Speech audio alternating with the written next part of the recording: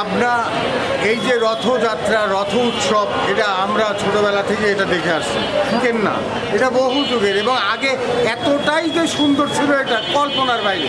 কারণ এখান থেকে শুরু করে সেই একেবারে ওই ট্রাফিক মোড় ছেড়ে অনেক দূর চলে গেছে, মানুষজন আশপাশের মানুষজন সবাই এসে এখানে অনেক কেনাকাটা করছে, অনেক রথযাত্রা হচ্ছে, রথ উৎসব হচ্ছে, মানুষ হিন্দু সম্প্রদায়ের মানুষ এসে এখানে পূজা অর্চনা সব কিছু রথকে কেন্দ্র করে এইগুলো ঘটে গেছে। বিভিন্ন জায়গার মানুষ বিভিন্ন রকম পণ্য নিয়েছে, এখানে বসে মানুষ তার চাহিদা অনুযায়ী এখান থেকে সেই সব পণ্যগুলো কিনে তার প্রয়োজনে সে এখান থেকে নিয়ে যায়। ধর্ম বর্ণ নির্বিশেষে সবাই এখান থেকে বিভিন্ন তার প্রয়োজনীয় পণ্যগুলো কিনে নিয়ে যায় এবং এই যে দেখছেন আপনারা, এবং প্রচণ্ড ভিড় হয় মানুষের কেনাকাটার জন্য। রথের মেলা প্রশাসনিক এবং আমাদের এমপি সাহেব নিজে এসে রথ উদ্বোধন করে গেছেন।